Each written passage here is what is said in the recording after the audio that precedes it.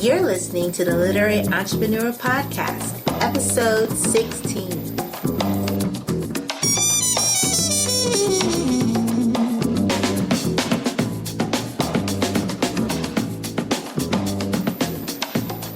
Welcome to another edition of the Literary Entrepreneur Podcast. I am your host, Taora Moody, and it is already November. Can you believe it? 2014 is zooming by. I just want to start off by saying I hope that you're making some plans for what you want to do in 2015 as far as your literary entrepreneur journey. For the rest of 2014, I'm going to concentrate on doing some podcasts that will get you ready, get you thinking in that mode of what's next. In the meantime, today I want to welcome our guest. His name is Maurice Gray. He is an author as well as an editor. We're going to talk to him today about his business, Write the Vision, talk to him about how he got started. We'll also talk about the types of editing. There are several different types of editing that you can do on a manuscript, so we'll ask him to break that down for us. So stay tuned. We'll join Maurice Gray in just a moment.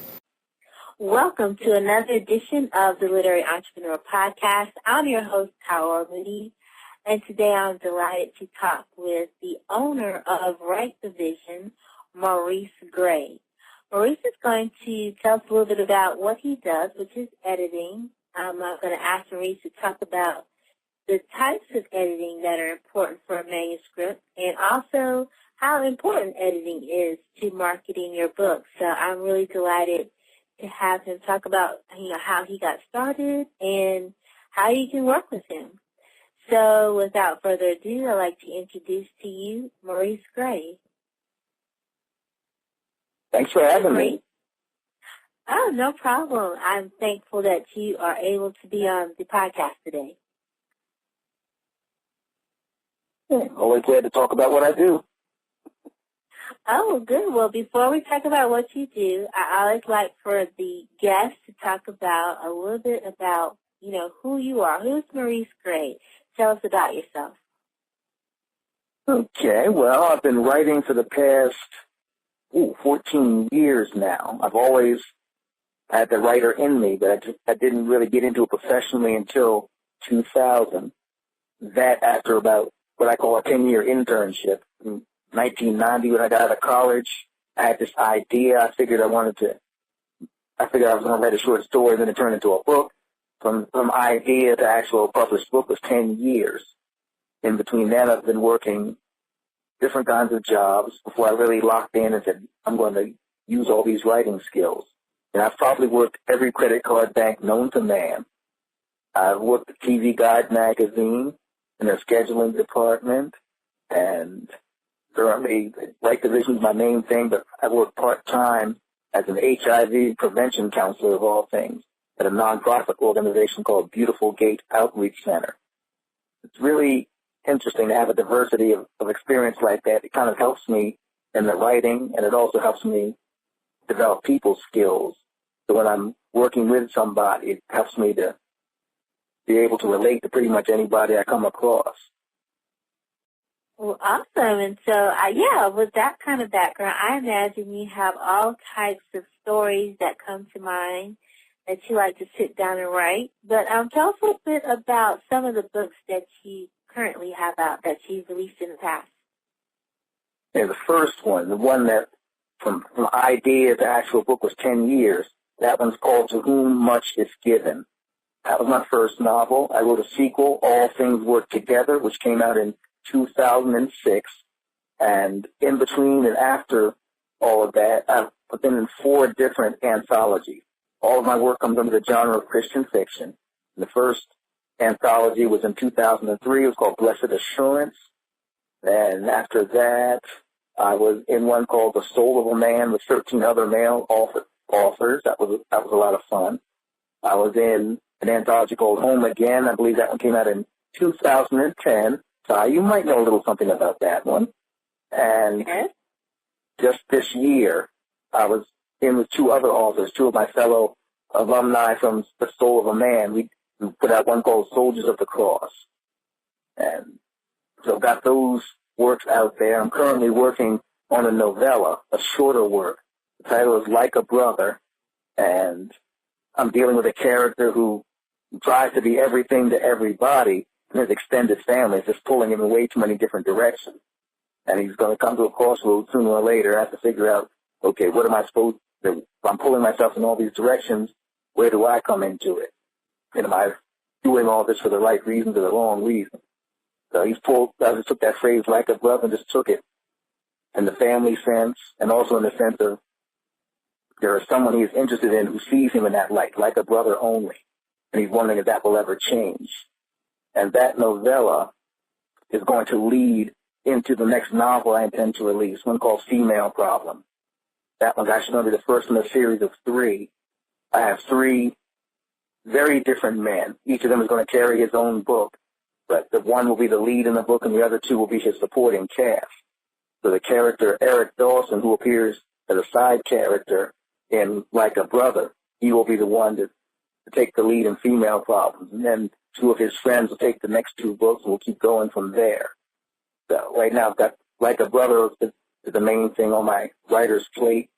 I've got the first draft done. I'm working on the revisions to it, and I hope to have it finished and ready to go very soon. Now, you mentioned that you were in 4 different anthologies. I just want to take a moment to ask you, what's the difference in the marketing strategy when you are among other writers or authors within a book? Do you find that more helpful or more fun? Just talk a little bit about the marketing strategy with an anthology versus a book that you have to carry that marketing on your own. Well, it definitely has been helpful to me to be part of a group. I've always enjoyed being part of a group on all levels of school and everything like that. So I guess it was a natural flow for me to get involved in an anthology. To the best of my knowledge, Blessed Assurance was the first anthology in the Christian fiction genre. I've seen several since then, including some of the ones that I've been in. But that one was a lot of fun because those were authors I was already touring with at that time. Somewhere along the line, somebody threw out the idea that we should write something together since we were already touring together. And the opportunity for cross-promotion is amazing. Each person in the anthology has their own readership. So somebody might read my work, but they might not read the other person's work. So all of a sudden, you have a new reader. And for that other author. And the same thing is people might never have heard of me, but they've heard of one of the other authors who's involved to buy the anthology because that's their favorite author. Then they'll discover more authors who they've never read before. It's a win-win for everybody who's involved in the anthology. And it helps if everybody is actively promoting the anthology. But even if everybody isn't, but maybe if there's a bunch of people involved in the anthology and maybe 3 or 4 out of 10, 12, something like that are promoting it, you're still going to get a lot of push, promotionally speaking, on that anthology. And it's going to be it's going to help a lot more than what you could do on your own. I know I couldn't have reached as many people as I did when we did Blessed Assurance, not on my own. It's definitely a lot of fun, especially when everybody involved in the anthology gets together in the same place at the same time, either to do an event or a tour or something like that. It's always interesting I always have a good time when I get around my fellow authors and we get to actually see each other face-to-face as opposed to on Facebook or other social media only. So that can be the fun part of it, getting together to do events, to cross-promote. But even if you never meet in person and you only do your promotion online, whatever your favorite social media is, whether it's Facebook, whether it's Twitter, whether it's through your email list, any way you look at it, being part of an anthology, it helps a lot. It gets you exposure to readers whom you might not ever reach otherwise. Well, I definitely agree with that. I had the opportunity to be a part of the Home Again anthology with you, and that was a fun event that was coordinated by the editor of that book, Wanda Campbell. So, yeah, I definitely agree with that.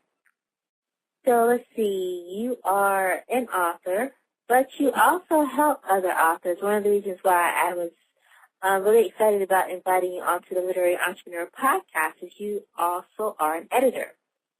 So talk a little bit about how did you get into editing, and then how did you decide to form your company, Right Vision? Well, the company came first. When it was time for me to get To Whom Much Is Given from idea into print, one of my fellow authors had told me about, her name is Patricia Haley. She told me about self-publishing, taught me everything that I needed to know to get that done. So I formed Right Vision so I could publish that book and whatever books I would be publishing in the future. And once I had the platform together, I never really envisioned myself doing what I'm doing now in terms of the editing. That kind of fell into my lap. The one nonfiction book that I've ever done, there was a work called I Really Didn't Mean to Get HIV. It was written by a gentleman named Livingston Lee. And right after I got To Whom Much Is Given out there, he approached me. He was a member of my church at the time, and he wanted to tell his story about his journey from being a drug addict to getting clean, getting saved, and then finding out he was HIV positive. He wanted to write a book about that, and he asked me if I would help him to do that because he knew he felt called to write this book, but he didn't know how to write it. But he came to me with it.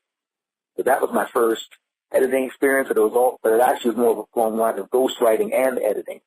I literally had to sit down with him and a tape recorder. We recorded interviews, and I transcribed it, and then I had to transcribe what we talked about, and I had to edit it into book form. It was kind of an exhausting process, but it was very rewarding. The end product came out exactly what he was hoping for. The book is currently out of print. I do need to get in touch with Brother Livingston, see if he wants to re-release it. He's moved to Virginia since, but I do have his contact information. I definitely intend to get in contact with him, see how he's feeling, see if he does want to bring the book back, because it was very successful. Because while he was here in Delaware, he had a speaking ministry. He would go around and wherever they would let him speak, and he would share his testimony, and he would let people know his life journey and give people a chance not to follow in the steps that caused his pitfall. And he would have the book with him when he went to speak, and it was a great help. Because a lot of people wanted to take something away from his speaking, and because he had books with him, he could sell copies of the book, and it just helped him with his speaking. So that was my first editing experience. I didn't really think I would ever do that again, but not too long after I got finished with that, other people started approaching me, and they found out that I was an author. I'm sure every author has had to deal with this. If you haven't, you're going to sooner or later. Someone will come to you and say, I need some help with my book, and this is what I need, A, B, and C. If it's within your skill set, that's one thing, but sometimes they'll ask you for things that you're just not capable of doing. Fortunately, for me, what most people were asking for was something I felt qualified to do.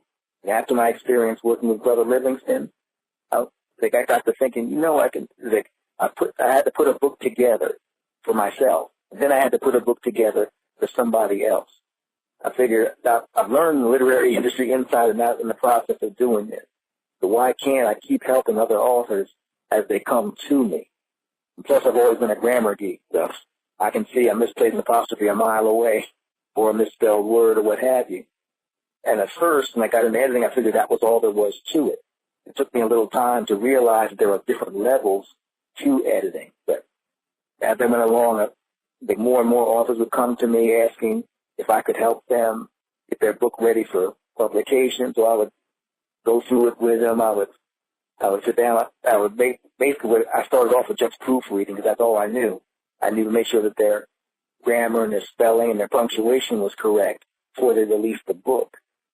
Then over time, I learned about the different levels of editing that it takes to get a book ready for publication. And as I kept learning those, I figured this is a service that I could offer to my fellow authors. And I didn't go through everything I've gone through in terms of learning the self-publishing and then working with Brother Livingston and then the other authors who have come to me. I figured all that experience shouldn't go to waste. So over time, I started thinking maybe this is something I can add to the repertoire. Besides just writing, I could help other authors the way I was helped when I first put my foot into the literary arena. And so I already had the company together. Right Vision was already there, is the entity through which I published my books. So I figured since I already had the company, let me run my editing through Right Vision as well.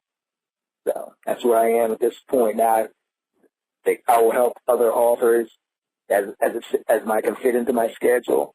I've gotten more and more people coming to me these days. And I've even had the chance to edit for a traditional publisher, Lighthouse Publishing of the Carolinas. I've had a chance to edit a few books for them, and that's been a unique experience as well. But learning how another company does their editing has helped me to tighten up my own work that I do for my client.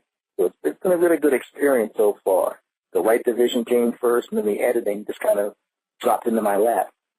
Oh, interesting. Well, tell us this. If someone is interested in contracting you for editing services, what type of editing services do you offer, or what are some of the types of editing that an author should be looking for? Okay, well, every author, at the minimum, should be to get their manuscript proofread. Proofreading is what I just described: your grammar, your spelling, your punctuation, sentence structure. At the minimum, every author should have that done before they release the book.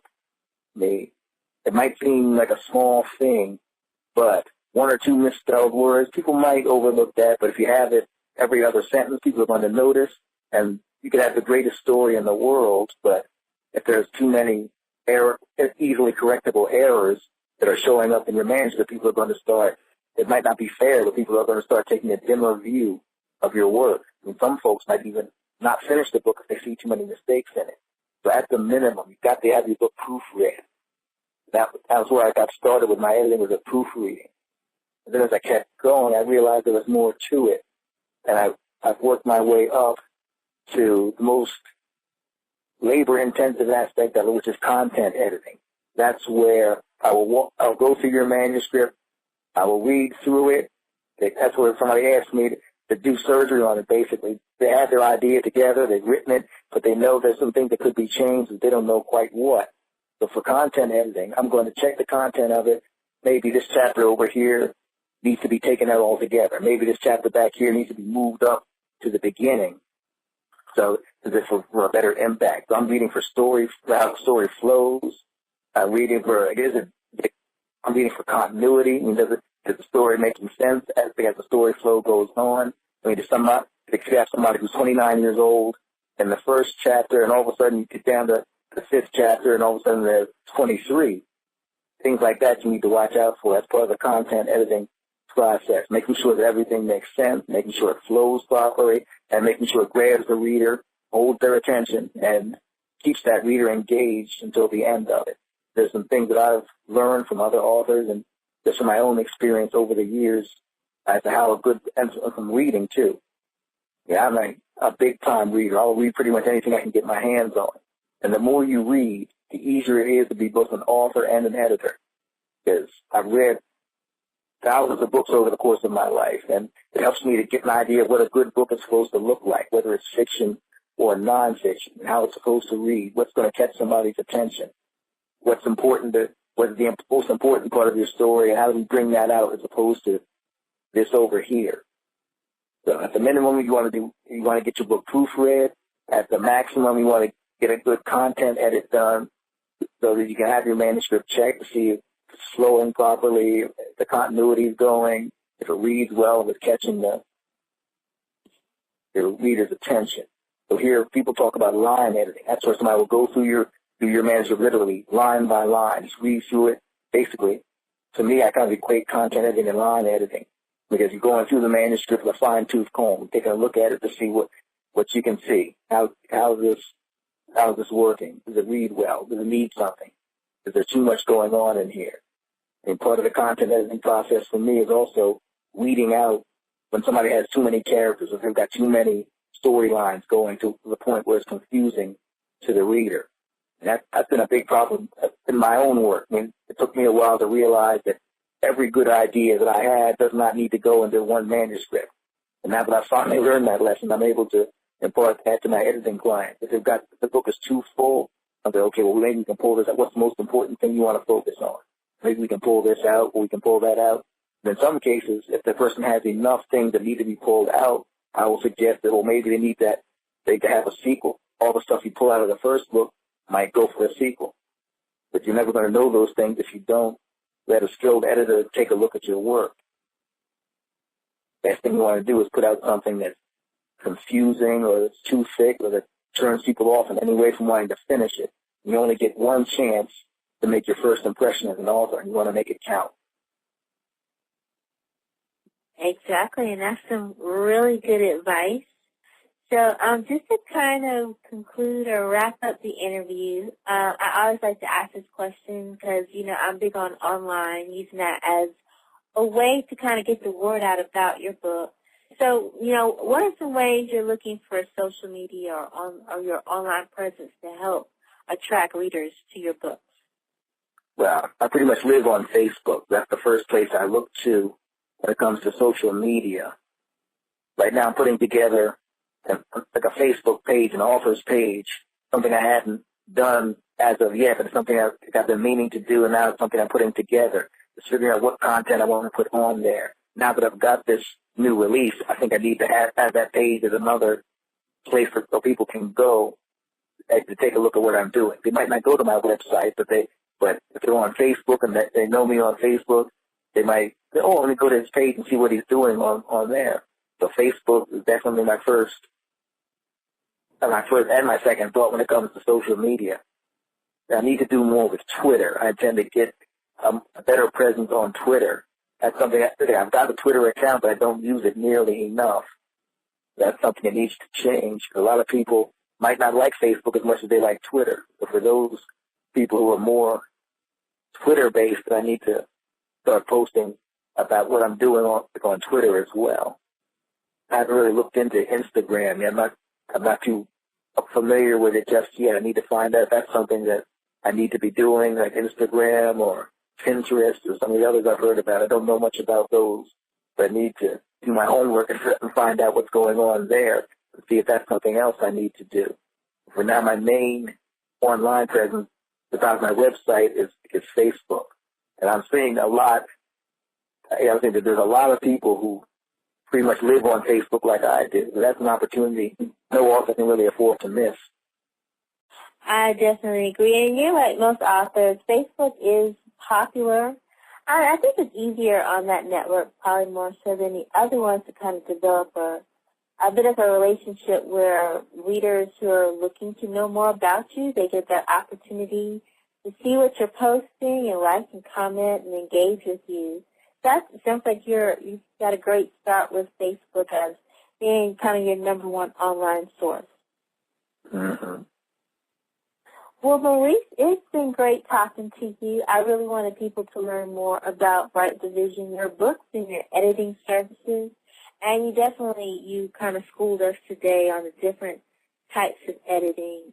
So if anyone wants to contact you where they can get the opportunity to work with you, how should they contact you? Well, like I said, I'm always on Facebook. All you have to do is look up my name, Maurice Gray, Maurice Gray. A lot of people like to contact me via email. My email address is writevision2000@yahoo.com, WRITEVISION, the number 2000@yahoo.com. My website is www.writethevision.biz, WRITETHEVISION.biz. Any of those media, you can contact me with ease. Sure, and I will definitely make sure in the podcast notes on the literaryentrepreneurs.com website that will include those links that are real easy to click. So, Maurice, thank you once again for being on the podcast today. We really enjoyed talking to you. Okay, you're welcome. I'm glad I was able to get by. Thank you for having me. All right. I hope you enjoyed that conversation we had with Maurice Gray, author and editor at Write the Vision. He left his contact information. If you are in need of an editor at the moment, I will be planning to bring on some other literary entrepreneurs, some editors, people who are in the business of formatting books or who can talk to you more about publishing, and various ways that you can market your book. All that is coming in 2015. So if you are one of those people and you're interested in being on the podcast, you can go to theliteraryentrepreneur.com and contact me. Let me know that you're interested in being a guest. I would love to have you. In the meantime, I am lining up interviews already. So 2015 is looking really awesome with some really awesome guests. I will be coming back on the third Monday of this month, and we're going to kind of talk, like I said, the top of the podcast. We're going to talk about some ways you can plan for the next year to kind of get yourself set up in motion. Maybe some things didn't quite go as you planned, or you wish you could have did something differently. We'll kind of talk through that process and how you can plan a little bit better in the next year. So in the meantime, I just want to remind you that you're more than an author. You are a literary entrepreneur. Writing and marketing is a business. Let's learn how to market your book together.